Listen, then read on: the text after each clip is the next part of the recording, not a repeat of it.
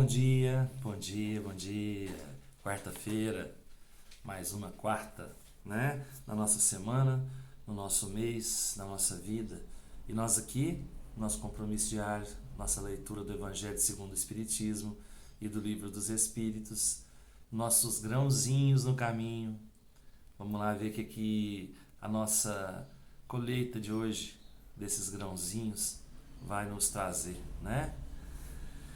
Evangelho hoje é do capítulo 24. Não coloqueis a candeia sobre o alqueire. A leitura é da coragem e da fé. Todo aquele que me confessar e me reconhecer diante dos homens, eu o reconhecerei e confessarei também eu mesmo diante do meu Pai que estás nos céus. E todo aquele que me renegar diante dos homens, eu o renegarei também eu mesmo diante do meu Pai que está nos céus.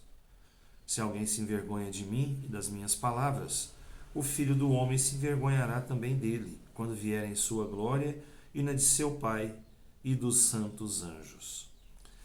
A coragem da opinião sempre foi considerada entre os homens, porque há mérito em afrontar os perigos, as perseguições, as contradições e mesmo os simples sarcasmos, aos quais se expõe quase sempre aquele que não te me confessar claramente ideias que não são as de todo mundo.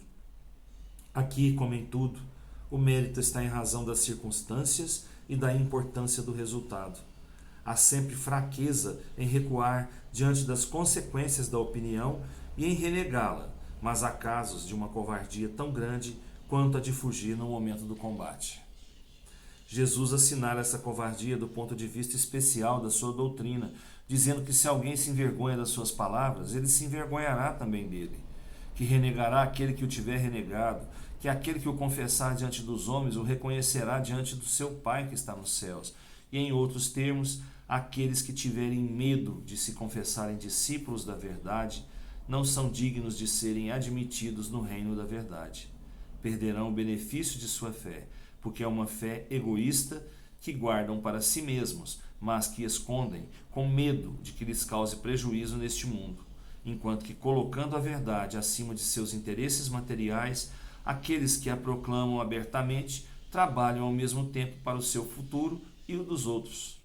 Assim o será com os adeptos do Espiritismo, uma vez que a sua doutrina, não sendo outra senão o desenvolvimento e aplicação da do Evangelho, é a eles também que se dirigem as palavras do Cristo. Semeiam na terra o que colherão na vida espiritual. Lá colherão os frutos de sua coragem ou de sua fraqueza. Muito bem. Se nós temos verdadeiramente fé, né? Se nós cremos em um Deus superior, se nós cremos nas palavras de Jesus, nos exemplos que Ele nos deixou, se nós acreditamos nisso, nós teremos um lugarzinho certo, né? No cantinho, um lugar especial, né? No plano espiritual. Nós vamos professar o amor, vamos praticar o amor? Sim, aí sim nós teremos condição de progredir mais rapidamente na nossa escala evolutiva. Não é? Subir um degrauzinho cada vez, mas sempre praticando o amor e a caridade. Né? Então, quando, melhor dizendo, chegarem as provas para nós passarmos por elas, as provas que nós temos que passar, vamos passar com confiança, com amor, com resignação e com coragem. Porque se nós temos fé, nós vencemos tudo. E se nós carregamos o amor no coração, mais facilmente nós venceremos cada batalha da nossa vida. E vamos ter sim um lugarzinho guardado, especial, lá no plano espiritual para a gente. Um degrauzinho a mais, né? A cada dia, devagarzinho, e com muita fé e muito amor no coração. A nossa leitura de hoje do Livro dos Espíritos é no capítulo 1 ainda, falando sobre Deus, né? Provas da existência de Deus. A questão é número 7. Poder-se encontrar a causa primeira da formação das coisas. Desculpem. Hoje é a questão número 8. Que pensar da opinião que atribui a formação primeira a uma combinação fortuita da matéria, isto é, ao acaso? Outro absurdo, a resposta dos espíritos. Que homem de bom senso pode olhar o acaso como um ser inteligente? Aliás, que é o acaso? Nada.